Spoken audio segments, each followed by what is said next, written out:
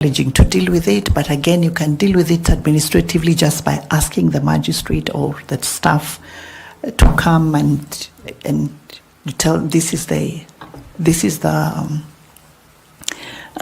your reputation and you're being watched. And in some situations, it did help. Yeah.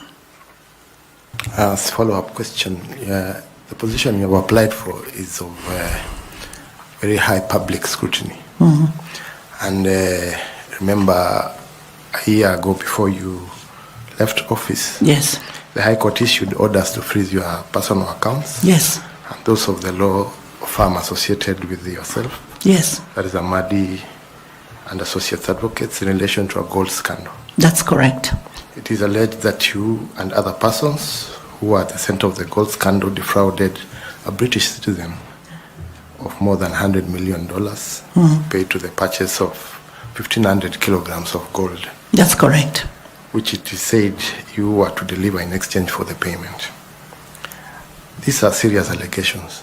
Very. And we wish you to have a chance to explain to the public yes, how this position you have applied for, noting the serious allegations of your involvement in the gold scandal. Yes. And maybe you can have a chance to clear the air. Yes.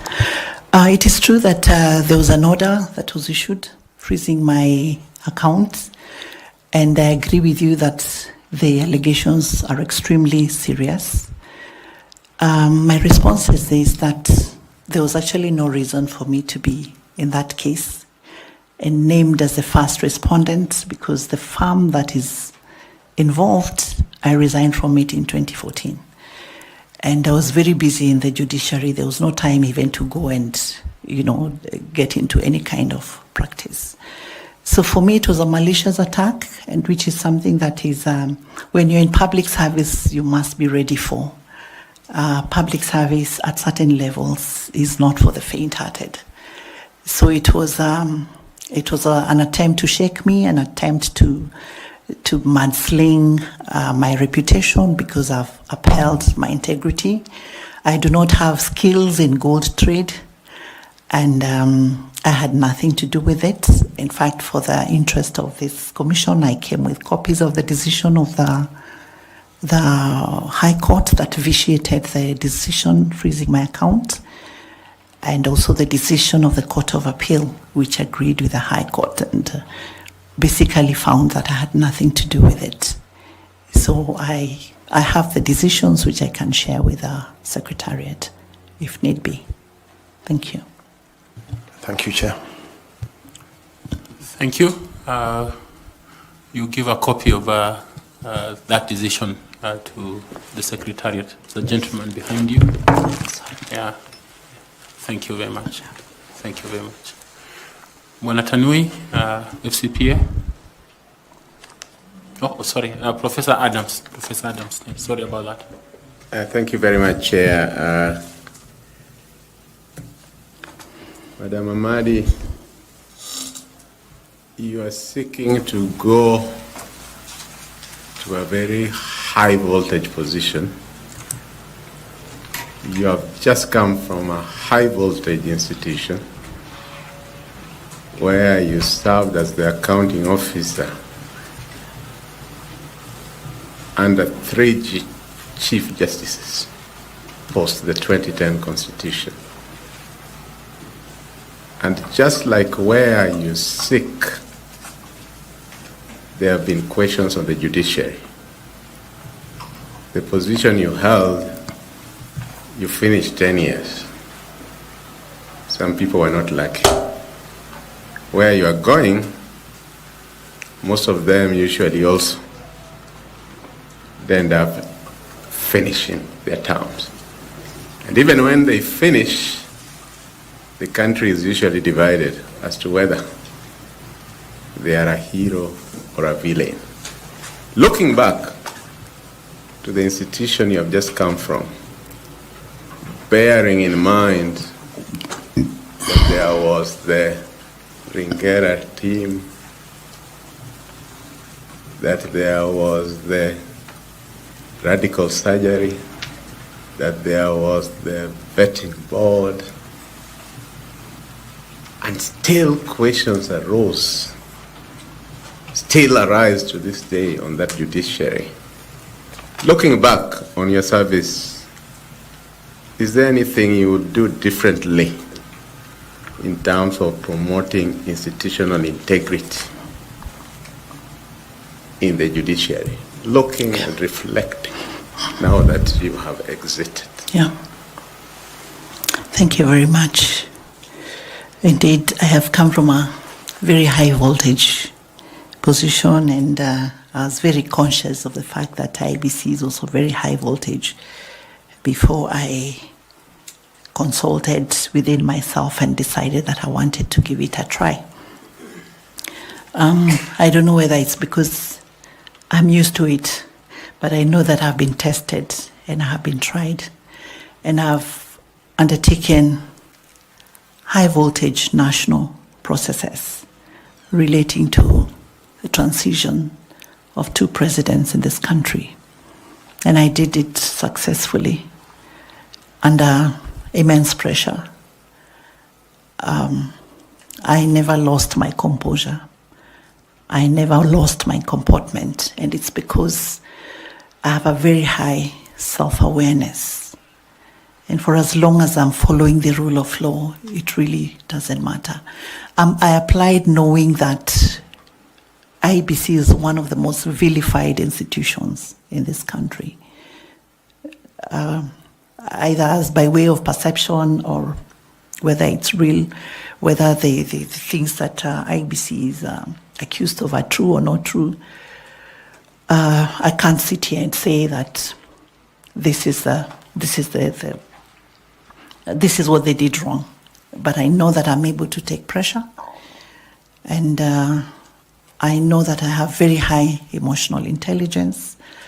I know that I'm able to be a unifying factor in the commission. I'm able to reach out because I believe that sometimes what we've seen is there is a lot of problems even at party nomination levels before it comes to the IEBC. And when there is trouble at the nomination level, it is likely to show up at the electoral levels. So my thinking is that constant engagement with the political parties and other players is very important so that there is no suspicion. There's a lot of work that needs to be done in terms of restoring public trust in the IEBC, because this is our country and this is our institution. And we need to get to a level where we're able to trust outcomes. I remember in 2017, the Judiciary Committee on Elections visited one jurisdiction, it was Ghana, to see how they do their electoral dispute resolution. That year we had the previous year we had 388 election disputes in the judiciary. In Ghana, they only had 7. Reason? The trust that they have in the electoral body. And my vision is to see an IEBC like that in this country, where an election can happen and people feel that, yes, I lost, but I lost fairly. We need to deal with the party discipline first. There are times when we all know in this nation that for the so-called stronghold areas, once you have the party ticket, then you're as good as elected. Voter education remains so important because the people who fight, the people who are used to cause violence, are the same voters. So my view is that as the IEBC does voter education, it's important to extend it to civic education so that it's not just voter education.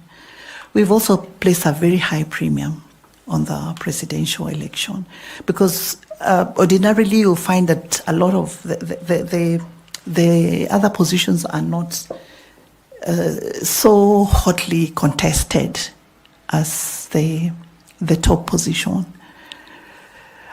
When we talk about technology, The challenge I see is that very few people understand it, how it works. Is there a way through which the IEBC can engage all the stakeholders in looking at what they want in terms of specifications for the digital systems? How do they want it to work? What should it look like? Because when we have very few people who understand the system and the rest of the population doesn't, because the law says that the process should be simple, accurate, verifiable, and all that. But if it's not understood, then it's very difficult to deal with the aspect of suspicion. So my thinking is that all these processes should somehow be accessible for those who want to know, those who want to participate. They should be allowed to participate so that then at every stage, people know what is going on and people know what to expect. When there is any kind of mystery, any kind of we don't know what is going on, then we are likely to continue on that trajectory. So what I'll try to do is just be more open. I'll try to be more engaging with stakeholders at every stage and also communicate strategy on need basis so that questions are answered before, so that we are proactive and not reacting to complaints that are being raised. And this panel has a very key role in ensuring that you also just give this nation a team that is going to help us achieve that. It's not an easy thing, but I know that it is doable, because if we get it right from this panel, then you're likely to get it right at the critical moment. Thank you, Chair. You just talked of public trust, and IEBC is one of the institutions that has one of the lowest public trust, depending on which side of the political divide you are in. It is this very same IEBC that we have seen chairs declaring results surrounded by policemen without fellow commissioners. Sorry for that. Without fellow commissioners. You have just told us about how you have overseen 2 presidential succession with immense pressure at hand. This one is even going to have even more immense pressure. And the country is looking, as you correctly say, can we get it right this time? What does Anne Amadi bring in terms of leadership, in terms of courage, in terms of integrity? Because people die. We know of very key officials who died in unexplained circumstances up to today. It will be high voltage. What does Anne Amadi bring that people can look and say, this time round, as you correctly say, we can have an election in which the loser says that all is right, or in which the Supreme Court does not nullify, or in which the Supreme Court listens but doesn't say that irrespective of this and this and this should have been done this way, but because of the security of the nation, we need it. Thank you, Chair. Sorry, you had earlier asked just to compare with what we had done in the judiciary. And remember, when I went to the judiciary in 2014, there was a lot of anxiety and a lot of noise, which I was able to calm. There was a lot of integrity issues which are in the public domain, and which we were able to manage and reduce significantly.